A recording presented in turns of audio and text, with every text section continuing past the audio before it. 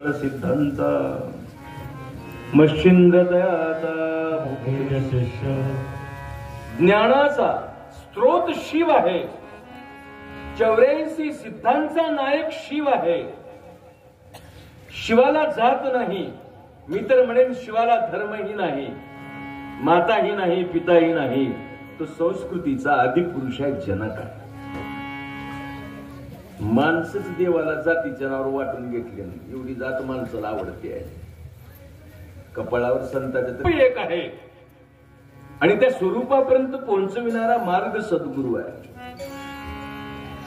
बसवण्णांनी म्हटलं गुरु ज्ञानाचं स्वरूप आहे आणि गुरुचा प्रसाद म्हणजे गुरूंनी सांगितलेला विचार आहे. लाया चुरमुरे प्रसाद राहू शकत नाही, तो काही शाश्वत प्रसाद नाही. गुरु प्रसादाची थोरी महिमा से श्रेष्ठ भारी. गुरूंचा प्रसाद म्हणजे गुरूंनी सांगितलेला विचार आहे आणि तो किती भारी आहे, किती श्रेष्ठ आहे, किती परिणामकारक आहे. प्रसाद घेता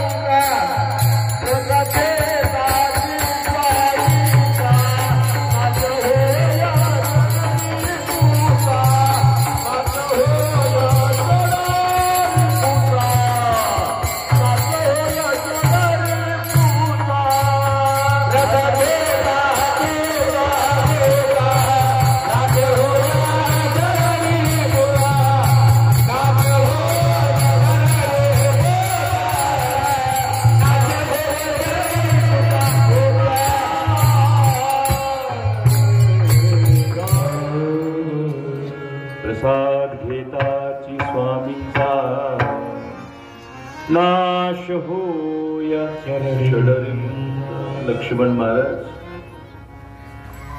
सद्गुरूंची भेट झाल्यानंतर जीवनातल्या परिवर्तनाची मांदियाळी त्यांच्या जी निर्माण झाली त्याची मांडणी या अभंगात करतात. कारण परिवर्तनासाठी माणसाचं जीवन आहे, परिवर्तनच निसर्गाचा नियम आहे.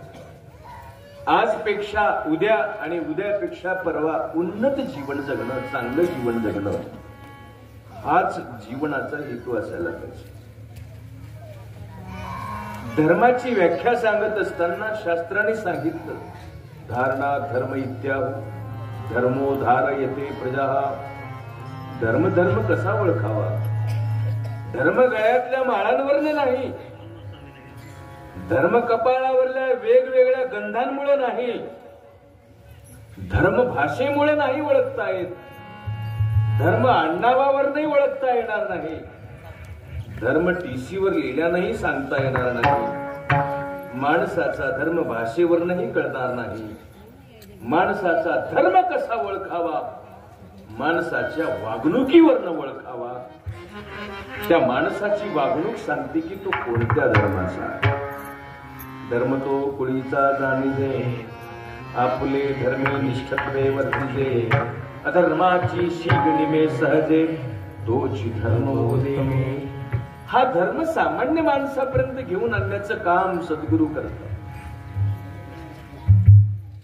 आपल्या सर्वांना स्वामी विवेकानंदांचं नाव माहितीये. शिकागो मध्ये स्वामी विवेकानंदांचं भाषण झालं. सगळ्याच धर्माच्या, सगळ्याच मतप्रवाहाचे लोक तिथे एकत्र होते. मी असं म्हणणार नाही की कुठला तरी धर्म कमी आहे आणि कुठला तरी धर्म मोठा, अजिबात नाही. स्थळ काळ परत्वे त्या त्या धर्माच्या परंपरेचं महत्व निश्चित आहे. कधी कुठला मतप्रवाह खंडित करण्यासाठी एखाद्या नव्या पंथाचा उदय होतो, पण त्या त्या काळात सगळे धर्म श्रेष्ठ आहेत, सगळे ग्रंथ महानच आहेत. फक्त काल परत्वे कोणती मात्रा आपल्याला लागू होते ती गोष्ट आपल्याला घेणं आवश्यक आहे. पण शिकागोला जी धर्म परिषद भरली, जागतिक पातळीवरली वेगवेगळ्या समाजाचे धर्माचे लोक आले. भारतीयांचा धर्म वेगळा आहे. भारतात जरी 100 धर्म असले तरी भारताचा एक स्वतंत्र वेगळा धर्म आहे. त्याला आम्ही भारतीय संस्कृती म्हणतो, त्याला आम्ही हिंदू परंपरा, हिंदू धर्म म्हणतो. आता त्याच्या कुशीमध्ये वेगवेगळे लेकरं विसावतात.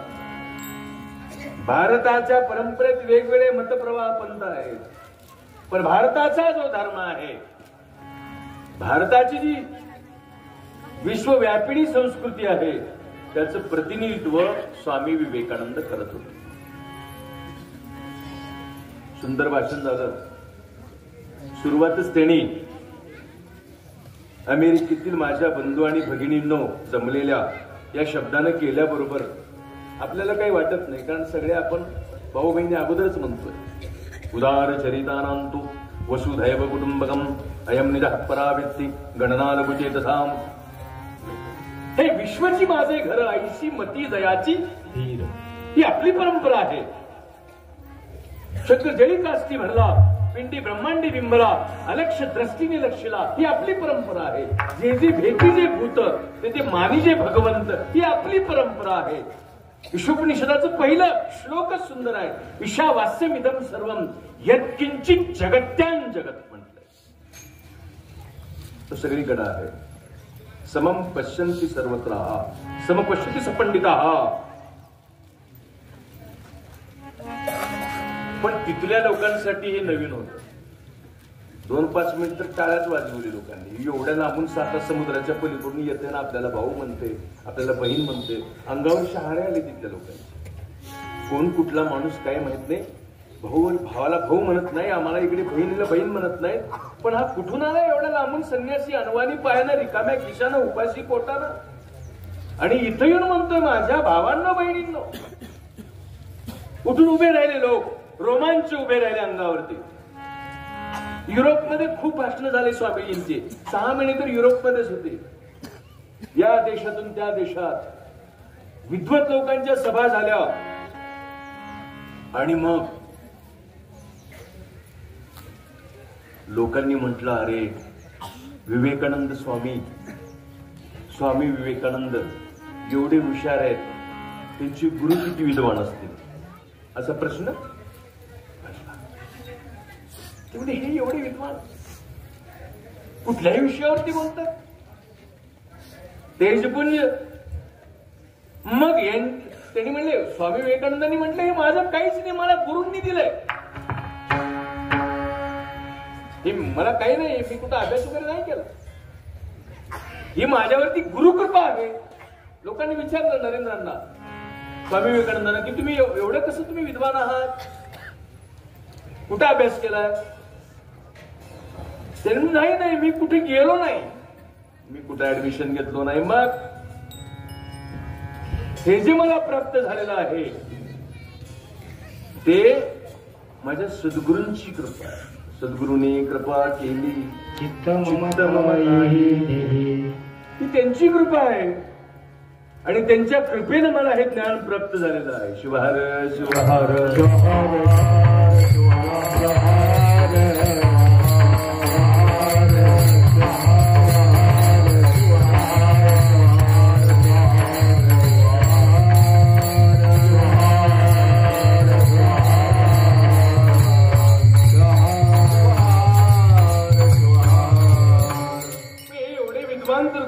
विद्वान असतील.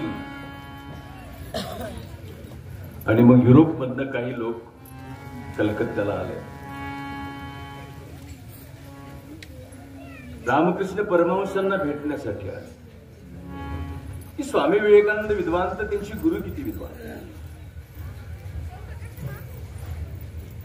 बघा, विद्वत्ता कोणाला म्हणावं? शब्दांची मांडणी करणं म्हणजे विद्वत्ता का? चांगली चांगली शब्द वापरून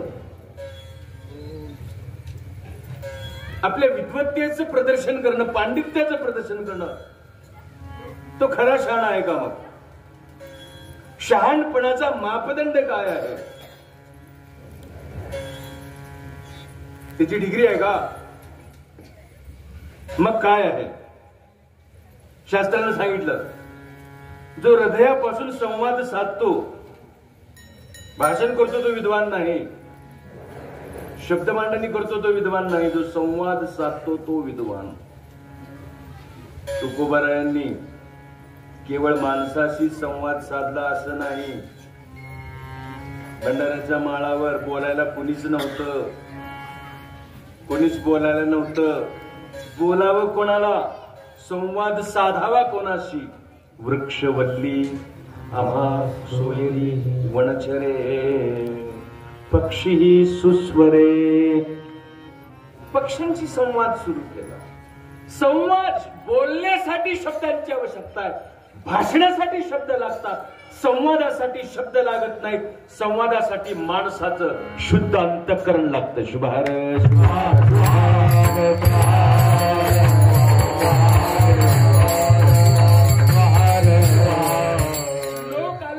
लोक आले रामकृष्ण परमहंसांना भेटण्यासाठी लोक आले. मी का सांगतोय?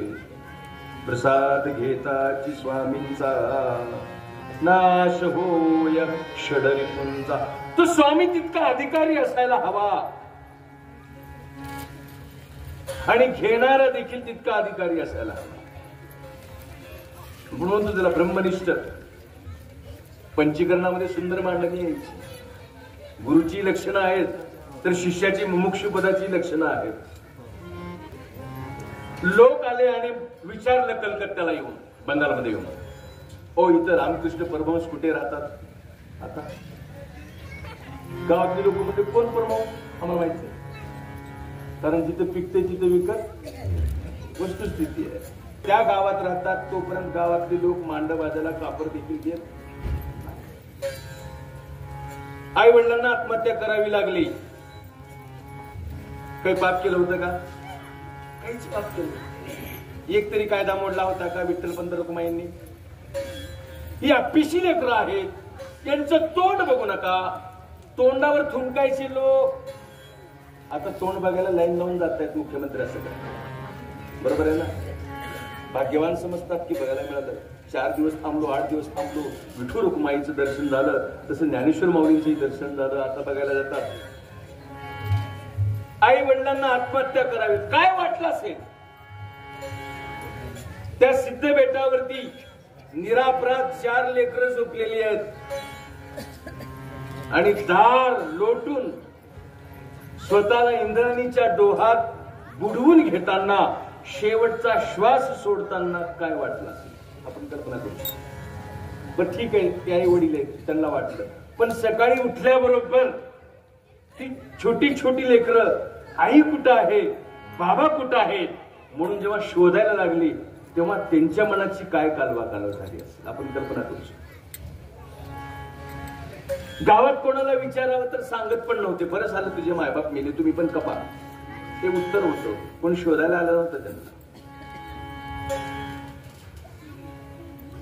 असो, जिथं पिकते तिथं विकत नाही. किंवा संत आहेत तोपर्यंत किंमत कळत नाही. संत गेल्यानंतर मग माणसं बोंबलत असतात, संत गेले, संत गेले. एसटी गेले की माणूस हात करतो. एसटी आहे तोपर्यंत पटकन गाडीत बसत नाही, गेले की बोंबलत त्याच्या मागे पळत सुटतो. परमहंसांना भेटण्यासाठी लोक आल्यानंतर गावातलेच लोक म्हटले, कोण परमहंस? अरे ते म्हणले विवेकानंद स्वामींची गुरु. कोण विवेकानंद रे? अरे ती शिकागोला खूप, हा ते होय, त्याची गुरु. काय म्हणले झोपडी बसून त्या झाडाखाली बसल्या जावा तुम्ही. आता ते लोक एकमेकडे बघायला लागले, असं का बोलायला लागले गावात? आले एका झाडाखाली शांत मग्न होते. रामकृष्ण परमहंस. आपपर भाव संपला होता, माझा आणि तुझा भाव संपला. तल्लीन होते. परमहंस ही अवस्था आहे, अण्णाव नाही. संतांनी काही कमवलेली नावं आहेत. आम्हाला मायबाप नावं ठेवतात, नंतर मग समाज नाव ठेवते. ठेवण्यातच आमचं आयुष्य जातंय. संतांना लोक नाव ठेवत नाहीत, संत नाव कमवतात. संत शिरोमणी ही संतांनी कमवलेली उपलब्धी आहे. माऊली ही संतांनी कमवलेली उपलब्धी आहे. एवढं सगळं त्रास सहन करूनही दुरितांचे तिमिर जाओ, विश्वस्वधर्म सूर्य पाहो, जो जे वांछील तो ते लावो. म्हणजे देवा, ज्यांनी आम्हाला मांड भाजायला खापर दिलं नाही त्यांना देखील जो जे वांछील तो ते लावो देऊन टाका. आमच्या आई वडिलांना ज्यांनी त्रास दिला, आमचे आई वडील मेले, आत्महत्या केले, पण तुम्ही त्रास देऊ नका बरं त्यांना. त्यांना पण त्यांना जे पाहिजे ते. आम्हालाही त्रास देणाऱ्यांना तुम्ही आनंदच देऊन टाका, सुखच देऊन टाका. अवघाची संसार आनंदे भरे. परमहंस तल्लीन होते. लोक आले जवळ, इंग्रज लोक, युरोपियन लोक सगळे काही बोलत नव्हते. त्यांनाही वाटलं क्षणाला हा येडा माणूस आहे की काय, एवढ्या वेड्या माणसाचा एवढा विद्वान शिष्य कसा राहू शकतो. मी सांगतोय खऱ्या विद्वत्तेचं लक्षण. निसंशय स्वामी विवेकानंद विद्वान महापंडित होते, पण परमहंसांची विद्वत्ता कुठे होती मी 1-2 मिनिटात सांगतो, कारण विषय खूप मोठा आहे. परत हात घातलोय आपण विषयाला तर आपण कडेला घडू. एका नावेमध्ये बसून मग सगळेच प्रवासी परमहंसांना घेऊन निघाले गंगेच्या नदीवरती, किनाऱ्यावरती. ऐल तीरावरून पैल तीराकडे नाव निघाले. युरोपियन लोक म्हणते चला आपण स्वामीजींबरोबर गप्पा मारूया, वेदांचे विचारू, उपनिषदांचे विचारू, शास्त्रांबद्दल काहीतरी विचारू, वेगवेगळे सूत्र विचारू, योगाबद्दल काहीतरी विचारू, भविष्याबद्दल काहीतरी विचारू, तर्क वितर्क काहीतरी बोलू. नावेत बसले होते परमहंस, शांत स्थिर स्थित प्रज्ञ. ऐन नदीच्या मध्यभागी नाव आल्यानंतर दूरवर गंगेचा तो किनारा न्याहाळत होते परमहंस, बघत होते. आणि तेवढ्यात जोरजोरात ओरडायला सुरुवात केली, मारू नका, मारू नका, मला वाचवा, मला वाचवा, खूप त्रास होतो, तुमच्या पाया पडतो, वाचवा, वाचवा. सोबतचे लोक म्हटले अरे वेडाय का काय, आपण तर काहीच करत नाही, कस काय ओरडायला लागले. परमहंस रडायला लागले, विवळायला लागले, ओरडायला लागले, वाचवा, वाचवा, मला मारू नका, तुमच्या पाया पडतो, मला मारू नका, त्रास होतो. परमहंसांच्या या वेदना आकलनाच्या पलीकडे होत्या त्या युरोपियन लोकांच्या. त्यांनी म्हणजे असं का बोलताय, आम्ही तुम्हाला कोणीच मारत नाही, तुम्ही का ओरडताय?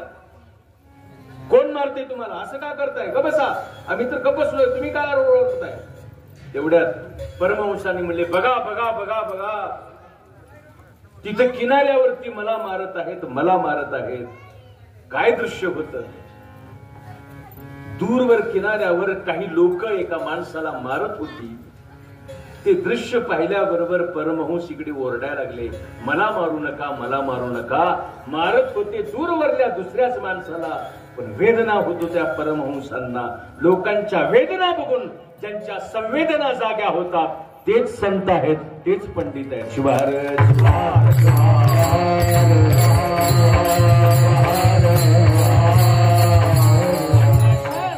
सद्गुरूंकडनं मिळालेला विचारांचा प्रसाद मी सेवन केल्याबरोबर प्रसाद घेताची स्वामींचा नाश होय. सहा शत्रू आहेत. आम्ही म्हणतोय आम्हाला हे शत्रू ते शत्रू, आमची भावकी शत्रू आहे, आमची ही जात शत्रू आहे, आमची ती जात शत्रू आहे. शास्त्रानं म्हणलं तुमचे कोणी शत्रू नाहीत, तुमचे सहा शत्रू आहेत. काम, क्रोध, लोभ, मोह, मत्सर, दंभ हे तुमचे शत्रू आहेत. पण त्यातला सगळ्यात खतरनाक शत्रू कोणता आहे? पुढच्या चरणात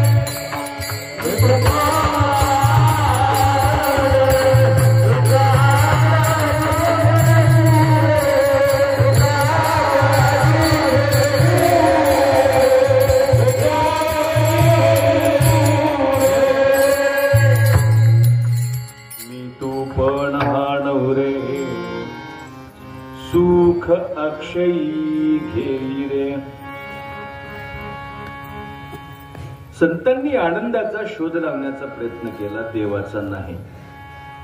बघा, देव तुम्ही मान्य कराल न कराल, देवाला काही फरक पडत. खूप सुंदर आपण पूजा केली, आनंद कोणाला होणार आहे? भावनातेश्वर म्हणणार आहे का खूप छान पूजा केला, मला आवडलं म्हणून?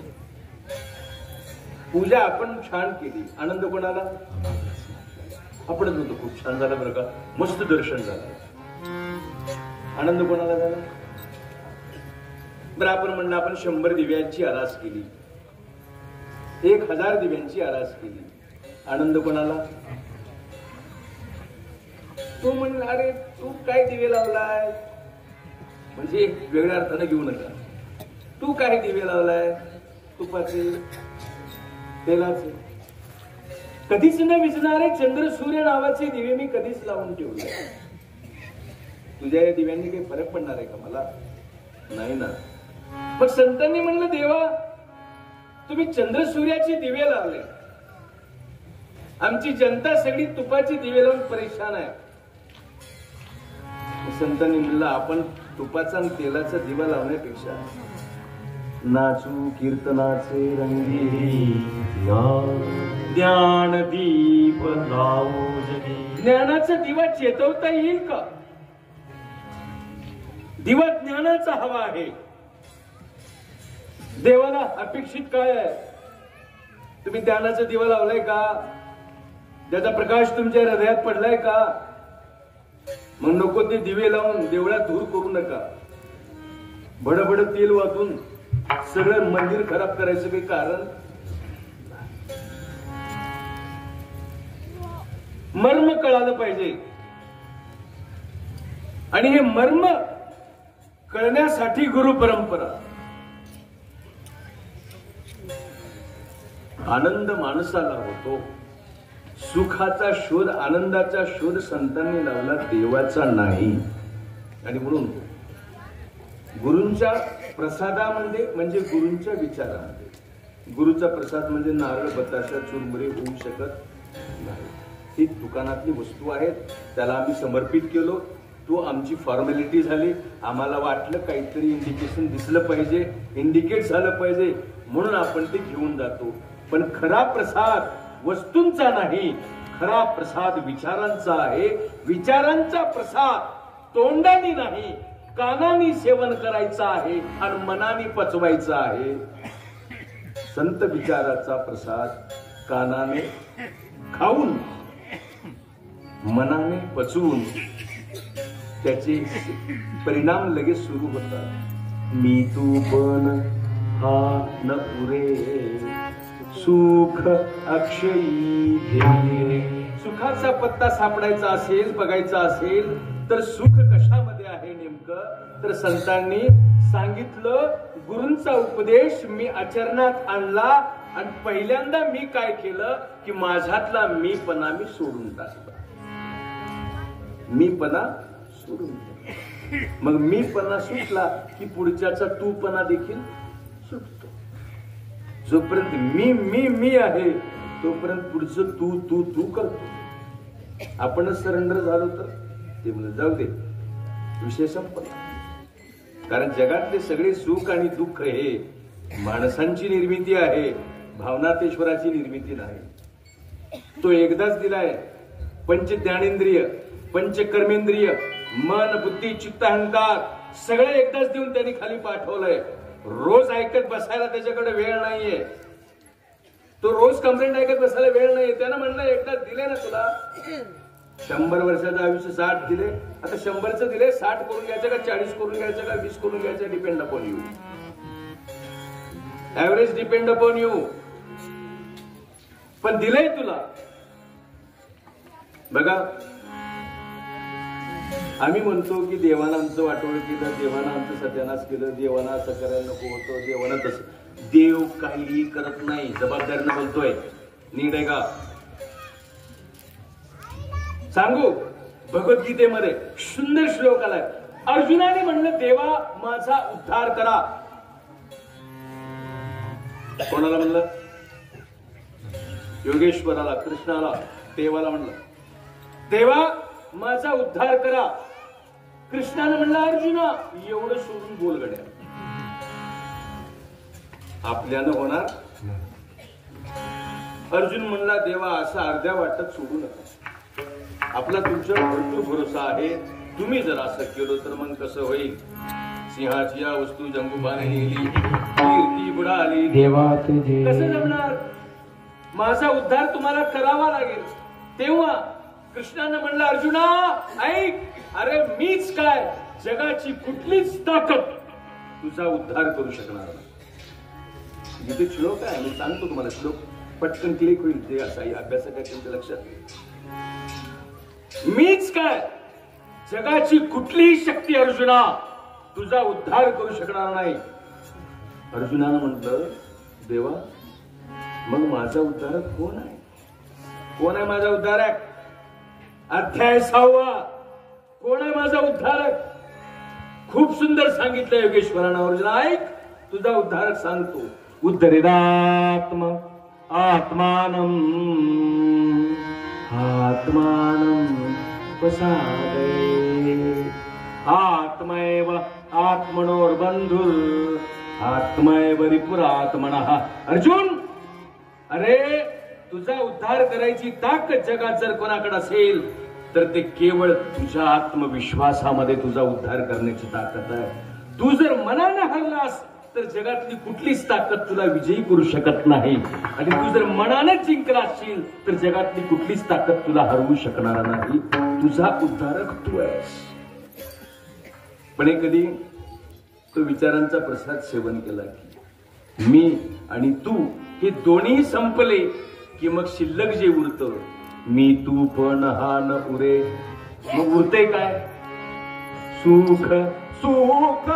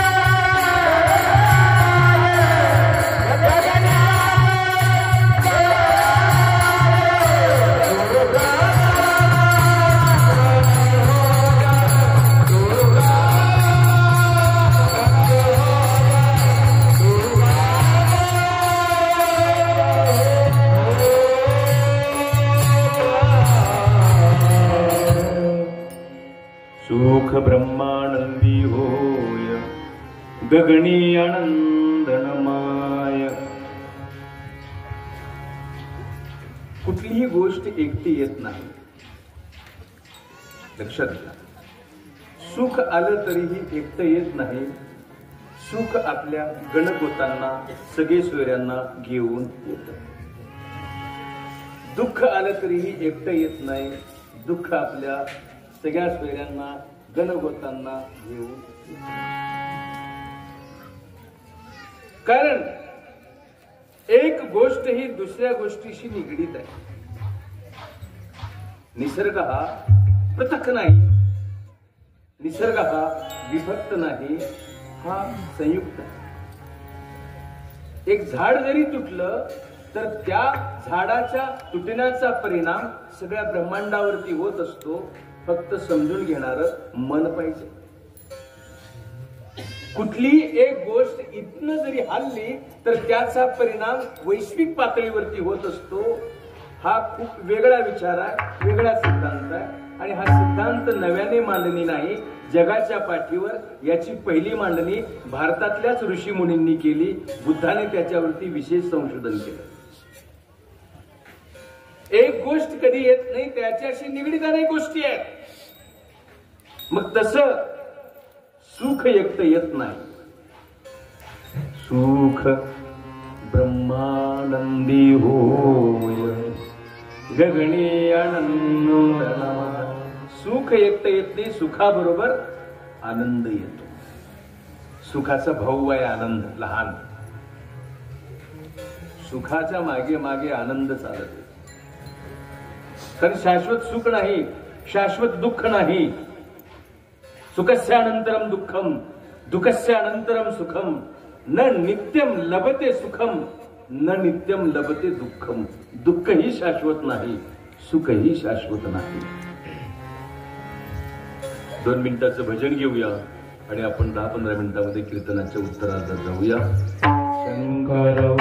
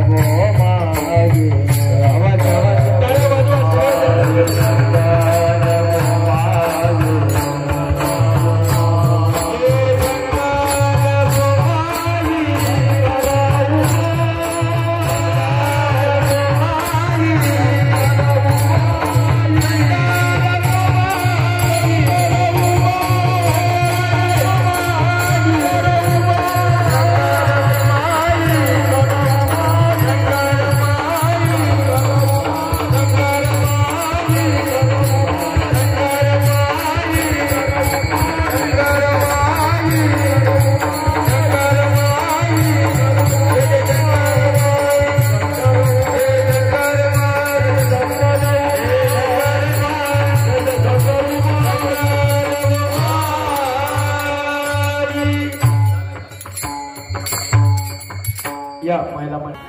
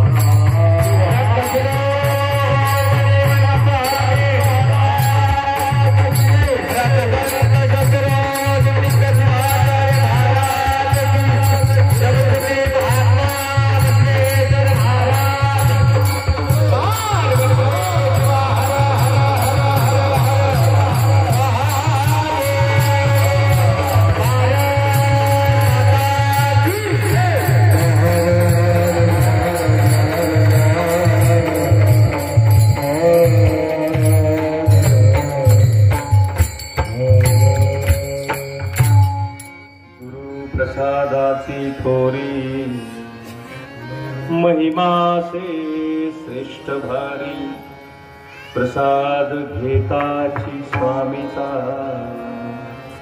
नाश होय षडरी पुन्हा मी तू पण हाण उरे सुख अक्षयी हे सुख ब्रह्मानंदी होय गगने आनंद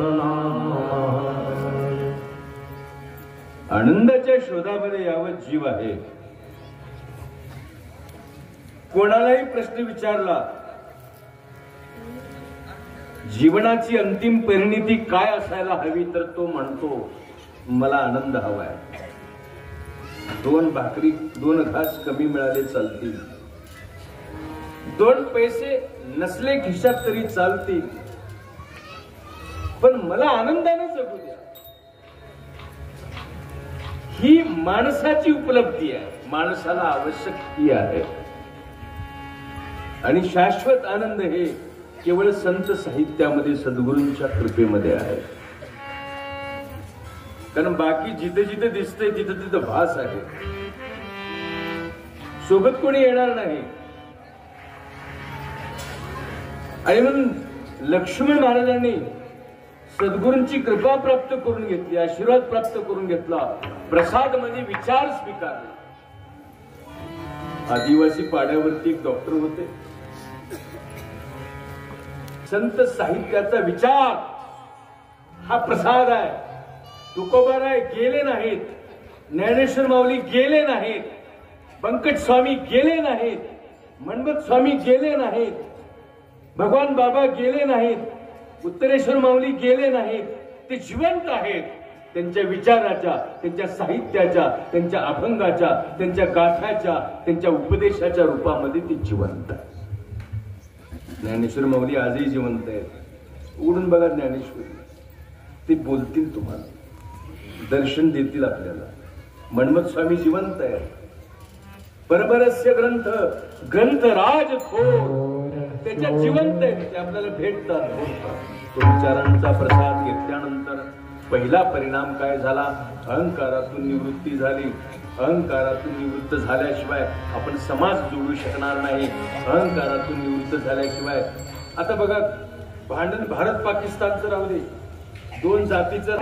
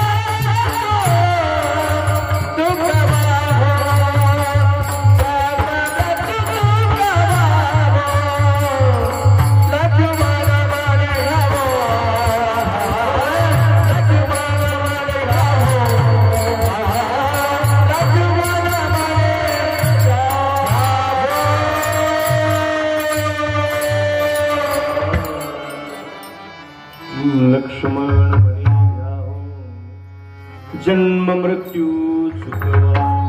शेवटचं चरण, शेवटचे 5 मिनिट. प्रसादाची वेळ झालेली आहे, पण लक्ष्मण महाराजांच्या अभंगाचा कळस राहिलेला आहे. 5 मिनिट कळस होता, कारण अर्धवट काहीही सांगणं योग्य नाही. शेवटचं चरण आहे. जन्म मृत्यू चुकवण्याचं मर्म सांगतायत लक्ष्मण महाराज. कारण जन्माला आल्यामुळेच दुःखाचा प्रवास सुरू झाला. जर जन्मच टाळता आला असतं तर दुःख आपोआप संपले असते.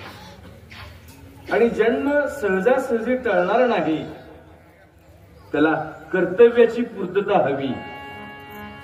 कपिलदारला मन्मथ स्वामींनी परमरसात लिहून ठेवलं, कपिलदार पुण्यधाम तेथेची झालो मी पूर्ण काम, टीका केली सुरामा परमरहस्याची. ज्या कारणासाठी मी जन्माला आलो ते कारण कळलं पाहिजे आणि ते काम पूर्ण झालं का नाही हेही समजलं पाहिजे. याला कर्तव्याची पूर्तता म्हणतात. ती राष्ट्रसंतांना कळाली, ती ज्ञानेश्वर माऊलींना कळाली. झाली माझी ज्ञानेश्वरी लिहून पूर्ण, आता माझं काम संपलं, मी निघालो. आणि ही कर्तव्याची पूर्ती, याच्यात खरा आनंद आहे. सद्गुरूंचा प्रसाद, सद्गुरूंचा उपदेश आमच्या जगण्यामध्ये आपण उतरवण्याचा प्रयत्न करूया. जगाला सुधरवायची भानगडीत पडण्यापेक्षा त्याची सुरुवात माझ्यापासून झाली पाहिजे. हा खरा सद्गुरूंचा उपदेश आपण आपल्या आचरणात आणूया. आपलं गाव सक्षम झालं, गाव सुंदर झालं, गाव भक्तिमय झालं की देश भक्तिमय व्हायला वेळ लागणार नाही. तर फार काही करत बसायचं नाही, फक्त आपला परिसर आपल्याला व्यवस्थित करायचा आहे. बीड जिल्हा बालाघाटची माती ही साधू संतांच्या पदस्पर्शाने पुनीत झालेली आहे. इथल्या वातावरणामध्ये रामकृष्ण हरी हा जयघोष जितक्या मोठ्या प्रमाणात निनादतोय, कदाचित तितका जयघोष काल परवाच्या प्रयागराजच्या कुंभमेळ्यात देखील झाला नसेल. एवढा जयघोष बीडच्या वातावरणामध्ये आपल्या वाडवडिलांनी पूर्वजांनी आतापर्यंत करून ठेवलेला आहे. आणि वारकरी परंपरेची समृद्ध वारसा, नाथ परंपरेची भूमी आहे. बालाघाटची भूमी ही मन्मथ माऊलींची भूमी आहे. आणि या भूमीचं वैभव विटंबित होता कामा नये, प्रताडित होता कामा नये, याला धक्का लागता कामा नये. ही जबाबदारी त्या सगळ्याच माळकऱ्यांची आहे. ही जबाबदारी त्या सगळ्या आस्तिक लोकांची आहे. मग तुम्ही वैष्णव असाल की शैव असाल, लिंगायत असाल की वीरशैव असाल की वारकरी असाल, आपल्या सगळ्यांच्या कार्याची दिशा ही भक्तीची असायला हवी. भक्तीचा मार्गच आम्हाला सुख देऊ शकतो, दुसरा अन्य मार्ग नाही की ज्यातून आम्हाला सुख आणि मोक्ष प्राप्त होईल. साधू संतांच्या या मार्गाचं आपण सर्वांनी अनुसरण करावं. हाच खऱ्या अर्थानं गुरूंचा उपदेश, गुरूंचा प्रसाद, हाच खऱ्या अर्थानं भावनाथेश्वराचा प्रसाद आहे. आजच्या प्रसादाच्या कीर्तनाच्या प्रसंगी झालेली ही वाङ्मयीन सेवा मन्मथ जयंतीच्या अतिशय उत्तम अशा मुहूर्तावरती झालेलं हे कीर्तन निश्चितपणे सद्गुरुनाथाच्या मंगलमय चरणावरती राष्ट्रसंत डॉक्टर शिवलिंग शिवाचार्य महास्वामींच्या मंगलमय चरणी समर्पित करतो. तुम्हा सर्वांचं, मान्यवरांचं, अतिथींचं, गायकांचं, वादकांचं, ग्रामस्थांचं, पदाधिकाऱ्यांचं, मंदिराच्या कमिटीचं, सप्ताह कमिटीचं, या ठिकाणी उपस्थित विविध क्षेत्रातले सगळेच मान्यवर मंडळी, तुम्हा सर्वांच्या अंतःकरणात स्थित परशिवाला अनंत प्रणिपात करून तुम्हा सर्व माता पित्यांच्या चरणी अनंत अनंत लोटांगण घालून माझ्या वाणीला गुरुराज मावली, गुरुराज मावली, गुरुराज मावली, गुरुराज